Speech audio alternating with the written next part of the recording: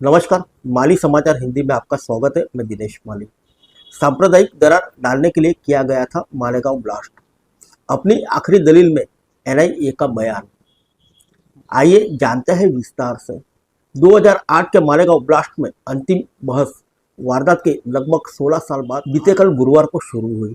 बता दें कि 29 सितंबर 2008 को मालेगांव में अंजुमन चौक और भिक्खू चौक के बीच मौजूद शकील गुड्स ट्रांसपोर्ट कंपनी के सामने रात 9:35 पर बॉम्ब विस्फोट में 6 लोगों की मौत हो गई थी और 101 लोग घायल हुए थे। अभियोग पक्ष के अनुसार विस्फोट में एक मोटरसाइकिल, जो कथित तौर पर भोपाल की पूर्व सांसद प्रज्ञा ठाकुर की है, उसमें लगे हुए थे। तात्कालिक विस्फोटक उपकरण से हुआ था। आइए जानते हैं मालेगांव ब्लास्ट में कुल कितने हैं आरोपी।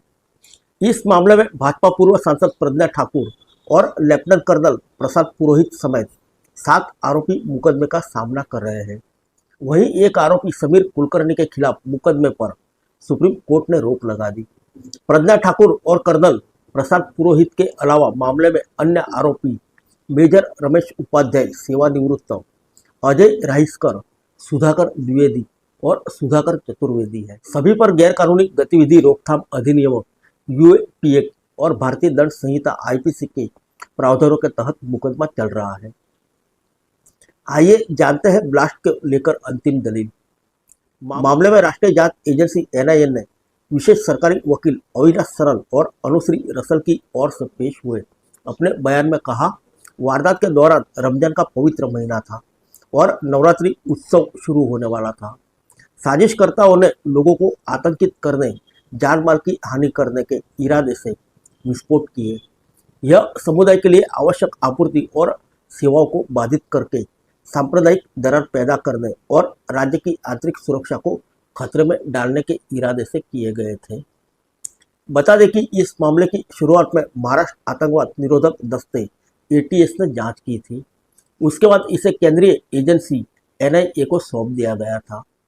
अंतिम दलील में अभियोजन पक्ष ने एटीएस जांच का हवाला दिया, जिसमें दावा किया गया कि आरोपी पुरोहित कश्मीर से अपनी पोस्टिंग पूरी करने के बाद अपने साथ आरडीएक्स लाया था और इसे अपने घर में रखा था। एटीएस जांच में आरोपी सुधाकर चतुर्वेदी के नासिक मौजूद घर में आरडीएक्स के निशान मिले थे, जहां बम बनाया गया था और पूर्व सांसद प्रज्ञा ठाकुर ने पूरी जानकारी के साथ बम विस्फोट करने के लिए अपनी मोटरसाइकिल मुहैया कराई थी।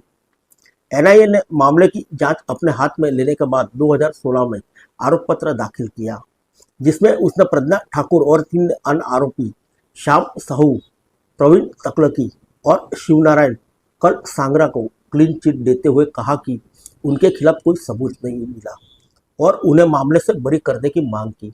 हालांकि एनआईए अदालत ने केवल साहू, कल सांगरा और तकलकी को बरी कर दिया और फैसला सुनाया कि प्रज्ञा ठाकुर को मुकदमे का सामना करना पड़ेगा। उस समय विशेष अदालत ने आरोपियों के खिलाफ सख्त महाराष्ट्र संगठन अपराध नियंत्रण अधिनियम मकोका के तहत आरोप हटा दिए थे। आइए जानते हैं आरोपियों पर किन धाराओं के तहत चल रहा है मुकदमा। इस मामले में विशेष अदालत ने 30 अक्टूबर 2018 को यूएपीए और आईपीसी के तहत 7 आरोपियों के खिलाफ आरोप तय किए थे। आरोपियों पर यूएपीए की धारा 16 यानी आतंकवादी कृत्य करना और 18 आतंकवादी कृत्य की साजिश करना और आईपीसी की धारा 120 बी आपराधिक साजिश, 302 हत्या, 307 हत्या का प्रयास, 324 स्वेच्छा से चोट पहुंचाना और 153 ए 2 धार्मिक समूहों के बीच दुश्मनी को बढ़ावा देना के तहत मुकदमा चला रहा है।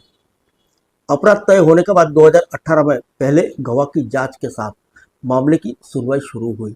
अभियोग पक्ष के गवाहों की गवाही की रिकॉर्डिंग पिछले साल सितंबर में पूरी हुई थी। फिलहाल मामले में अंतिम बहस शुक्रवार को जारी रहेगी। फिर मिलेंगे अगले बुलेटिन में अन्य किसी खबर के साथ। तब तक के लिए इजाजत दीजिए। नमस्कार।